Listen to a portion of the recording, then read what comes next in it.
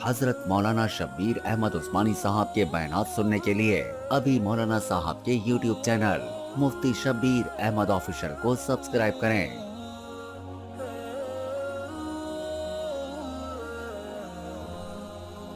वलहुन्न मिस्लुल्लज़ी अलैहिन्न बिलमारूफ वलिर्रिजालि अलैहिन्न दरजा। आज आपसे बड़े आम टॉपिक पर बात करनी है। 8 मार्च को पूरी दुनिया में ख़वातीन आलमी डे मनाया जाता है और हर साल हम देखते और सुनते हैं सोशल मीडिया पर और दीगर ज़राए इबलाग जितने भी हैं उनको इस्लाम के ख़िलाफ़ इस मसले पर इस्तेमाल किया जाता है कि औरतों की आज़ादी सलब कर ली गई, इनको कैद कर लिया गया, इनके हुकूक पामाल कर दिए गए, इनका इस्तेसाल किया जा रहा है। और कभी वरासत के मसाइल ज़ेर बास आते हैं, कभी उसका पर्दा ज़ेर बास आता है और कभी मसावात के उन्वान, और ये सारी चीज़ें पूरी दुनिया में एक दिन तूफ़ान बरपा होता है।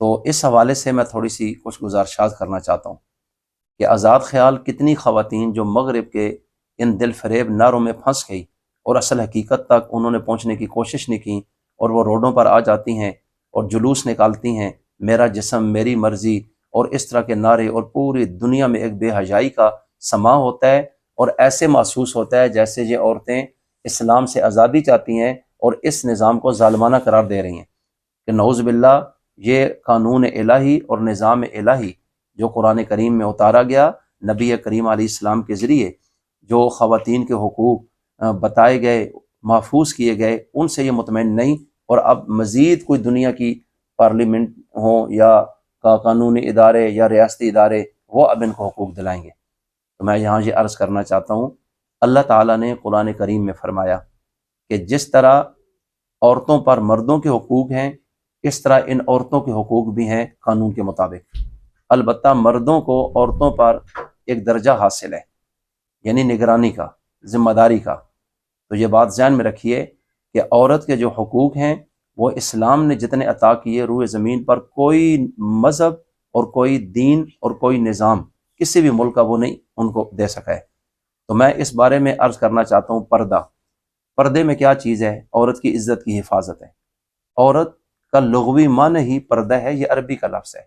अगर वो पर्दे में है तो वो औरत है, अगर पर्दा ही ख़त्म हो गया तो वो औरत तो नहीं, तो वो कुछ और चीज़ बन गई है, वो अपनी फितरत और नेचर के ख़िलाफ़ चलेगी। दूसरे नंबर पे, जिस माहौल में इस्लाम ने औरत के हुकूक बयान किए और उनका तहफ़्फ़ुज़ किया, उस माहौल में तो औरत को ज़िंदा रहने का भी हक़ नहीं था। कुरान करीम में है, वइज़ल मौऊदतु सुइलत बिअय्यि ज़ंबिन क़ुतिलत, कि जो ही ये पैदा होती तो यकदम इसको कत्ल किया जाता, ज़िंदा ज़मीन में दफन किया जाता और ना करदा जुर्म की सज़ा इसको दे दी जाती। तो जिस खातून को इस दुनिया में कदम रखने का हक़ नहीं दिया गया, इस्लाम ने उसकी 4 हैसियतें वाज़े की, या तो वो बेटी है, या वो बहन है, या वो माँ है, या वो बीवी है।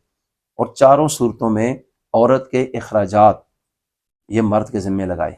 अगर माँ है तो बेटे के ज़िम्मे, अगर बहन है तो भाई के ज़िम्मे, बीवी है तो खामिन के ज़िम्मे, और अगर वो बहन है तो भाई के ज़िम्मे। और चारों सूरतों में औरत को घर की मलका बनाया कि 4 दीवारी में रहो, घर के उमूर की निगरान बनो और बच्चों की परवरिश करो, घर के निज़ाम को संभालो, इधर की तुम मलका और बादशाह हो। और मर्द को यह कहा कि इसकी तमाम जिम्मेदारियां आपके ज़िम्मे हैं, इसका कपड़ा, इसकी रहायश, इसका मकान। और अगर मर्द इसमें कोताही करे तो औरत को इख्तियार दिया गया है कि वो इस्लामी रियासत के काजी का दरवाज़ा खटखटाए और मर्द का गरेबान पकड़ कर अपना हक़ ले। तो क्या यूरोप आज इस हद तक औरत को हुकूक देता है? वहाँ तो औरत को घर से बाहर निकाला गया, जो मर्द की जिम्मेदारी थी वो औरत के कंधों पर डाल दी गई कि तुम भी कमाओ। तो इसमें देखना चाहिए कि औरत पर तो जुल्म हुआ है, उसको तो बेहया बनाने के लिए सारे इक़दाम किए गए। तो इसलिए भाइयों, इस्लाम की तरफ आएँ, अपनी बहनों को भी कहूँगा इसको पढ़ें। अल्लाह ताला समझ के और अमल की तौफीक दें।